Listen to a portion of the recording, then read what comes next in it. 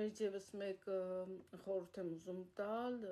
կապված երկրորդ տանը հավաքված բոլոր այս մոլորակների հետ։ Երկրորդ տան են հավաքվել Մերկուրին, Վեներան, Ռախուն, Արևը եւ Մարսը։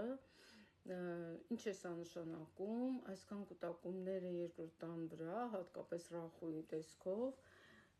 եթե անձը չօգտագործի իր խոսքը, ինտենսիվ եթե ուսուցիչ է դասավանդում, եթե ինչ-որ գործունեության մեջ է, կարող է այդ գործունեության մեջ, բայց անպայման պետք է ինտենսիվ օգտագործի իր խոսքը, այլապես Ռախուն քայքայիչ ազդեցություն ունի առողջության վրա եւ խավարումն էլ այստեղ կարող է մատնանշել որոշակի առողջական խնդիր ոչ միայն ընդհանուր օրգանիզմի հետ կապված, այլև կոկորդի հատվածի, որովհետեւ երկրորդ տունը կոկորդն է մատնանշում։ Հետևաբար դուք կարող եք գործի դնել ձեր ողջ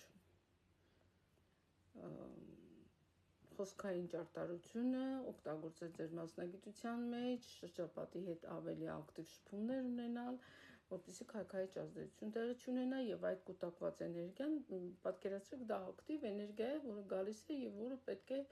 չմնա այդտեղ։ Եթե մնաց ու կուտակվեց, ինքը վնասում է, իսկ եթե մենք դա օգտագործում ենք, ուրեմն հրաշալի մի արդյունք ենք ունենում։ Մարսը ապրիլի 2-ից, երբ տեղափոխվի Սատուրն մոլորակի վրա ձգներ, այդ ժամանակ հնարավոր է ներքին լարվածություն ունենանք, բայց նաև քաջության դրսևորումներով եւ դա դրսևորվի որպես էներգիա։ Բայց այս պահին փետրվարի 23-ից Մարսը մինչև ապրիլի 2-ը կլինի ջրհոսի մեջ, էլի այդ նույն երկրորդ տունն է եւ խոսքային մակարդակում հնարավոր է մեր մոտ ի հայտ գա նաև կոպիտ խոսելու կամ պարազիտ բառեր օգտագործելու միտում, աշխատեք, որ դա չլինի եւ փորձեք այդ ողջ էներգիան ուղղակի փոխանցել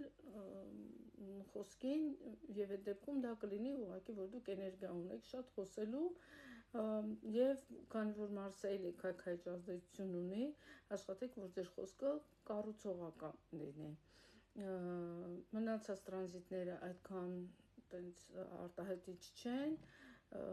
այդ եղջյուրների համար այսքանով կբավարարվենք, մինչև որ կխոսենք մնացած երևույթներից մյուս ամիս։